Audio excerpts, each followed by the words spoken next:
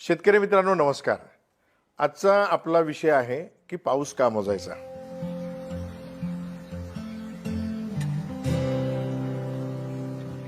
हे पहा, आपल्या देशाची एकूण लोकसंख्येपैकी 62% लोकांची जीविका म्हणजे चरितार्थ हा शेतीवर आहे. अर्थकारण शेतीवर आहे. म्हणजे ती 92 कोटी लोकांचं जीवन शेतीवर आहे आणि ती शेती पावसावर अवलंबून आहे.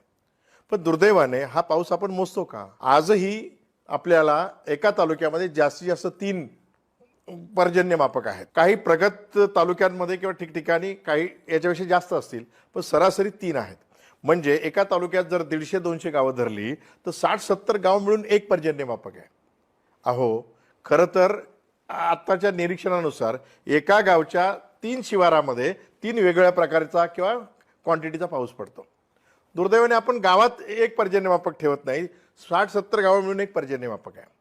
तर आपल्या गावात किमान एक पर्जन्यमापक हवा हा कशासाठी ते आपण बघूया.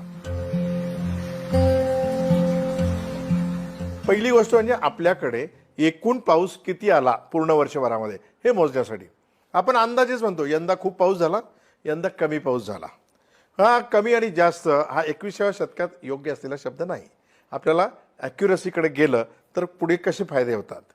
आपल्याला पेरणी इतका पाऊस आला की नाही हे समजण्यासाठी पर्जन्यमापकाचा उपयोग होतो. पाऊस मोजण्याचा फायदा होतो. एकूण आपल्याकडे पडलेला पाऊस आणि आपल्या गावचं एकूण क्षेत्र यांचा हिशोब करून पावसाळ्यात आपल्या गावात एकूण पाण्याची आवक किती झाली, आपल्या गावातून किती पाणी वाहून जातं, हे वाहून जाणारं पाणी आपण किती अडवलेलं आहे, अजून किती अडवण्याची आपल्याकडे क्षमता आहे, हे सगळं गणित आपल्याला जर करायचं असेल तर त्यासाठी पाऊस मोजला पाहिजे. हे पाऊस मोजला आणि तर आपल्याला पाणी किती हे कळेल आणि त्याच्यावर आपल्याला पुढच्या आकडेवारी कळेल. त्याच्या पुढचं जाऊन आपण पाण्याचा ताळेबंद ज्याला म्हणतो, जो हिवरे बाजार किंवा अशा मोजक्या गावांमध्ये केला जातो, त्यासाठी आपल्याला पाऊस मोजणं गरजेचं आहे.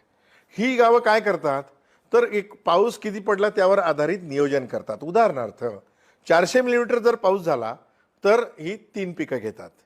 300 मिलीमीटरच्या आसपास पाऊस झाला तर 2 पिकं घेतात.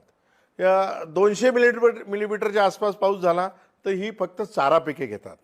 आणि 100 मिलीमीटर किंवा त्याच्या आसपास झाला तर फक्त पिण्याच्या पाण्यासाठी हे राखीव ठेवलं जातं. अशा प्रकारचं नियोजन आपल्याला प्रत्येक गावामध्ये पर्जन्यमापक ठेवल्यामुळे पाऊस किती आला हे कळलं तर करता येईल. त्याचबरोबर आत्ता सगळ्यात महत्त्वाचा विषय असतो पीक विम्याचा. पीक विम्यात 2 प्रकार आहे. एक आपत्तीवर आधारित पीक विमा आणि एक तुमचं उत्पादन किती झालं त्याच्यावर एक पीक विमा. तर आपत्तीमध्ये आपला अतिवृष्टी किंवा कमी पाऊस